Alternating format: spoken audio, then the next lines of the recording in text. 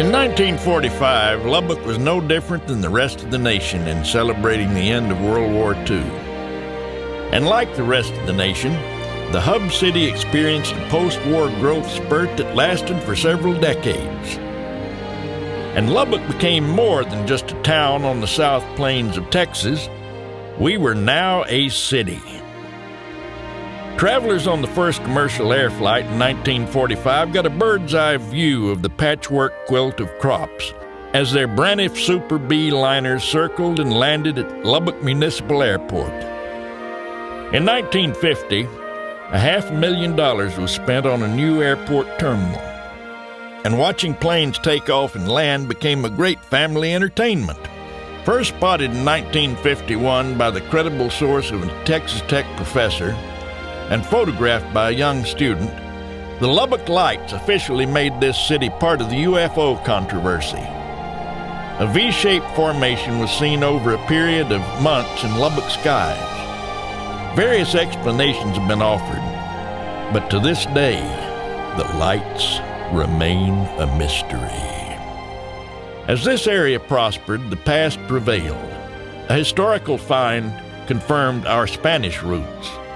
Unearthed at the downtown Coca-Cola plant in 1952 was a dagger similar to the ones made in Spain in the mid-17th century. The weapon was put on display at the new West Texas Museum. That same year, the past joined the future as we witnessed the first TV test pattern unveiled with the startup of KDUB, Lubbock's first television station. Then KCBD in 1953. And KTXT in 1962. KFYO, Lubbock's lone radio station since 1932, was finally joined in 1946 by KSEL. Everyone went to the movies at the Lindsay, the State, the Ornette Benson, or the Cactus. Kids took in the Saturday morning comedies or Saturday afternoon matinees. Teenagers could double date to the Sunset, the Corral, or the Circle Drive-In. Or maybe just socialize with friends in a cherry vanilla Coke from the Village Mill, the Rebel, or the Heidi Ho. Tech students partied at the Cotton Club, which saw performances from celebrities like Little Richard, Elvis, and Buddy Holly. Lubbock even had its own beatnik den known as the Purple Onion. The Lubbock Symphony and Lubbock Little Theater, which had strengthened in the late 40s, continued with great support in the 60s. Lubbockites went bowling, played miniature golf, or rode the train at the Tiny Texan, and visited the zoo at Rimrock City. They watched wrestling at the Fair Park Coliseum and ate cotton candy and corn dogs and rode the rides every September at the South Plains Fair. They water skied or rode paddle boats at Buffalo Springs Lake. And they laughed at the antics of the four-legged inhabitants of Prairie Dog Town in McKenzie Park, even adopting Prairie Dog Pete as a mascot. Texas Tech College experienced phenomenal growth in the 40s, and in the mid-50s successfully aggravated Amarillo, a small community to the north, when the Red Raiders became part of the Southwest Conference.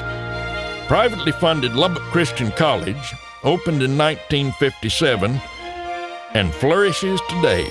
Performance and athletic venues such as the City of Lubbock Auditorium and Coliseum opened by that time, as well as Southern Lubbock's Lowry Field. From 1945 to 1969, businesses such as Sweetbriar, Levine's, and J.C. Penney prospered downtown, and the Lubbock County Courthouse anchored the new downtown area, the place to be on a Saturday.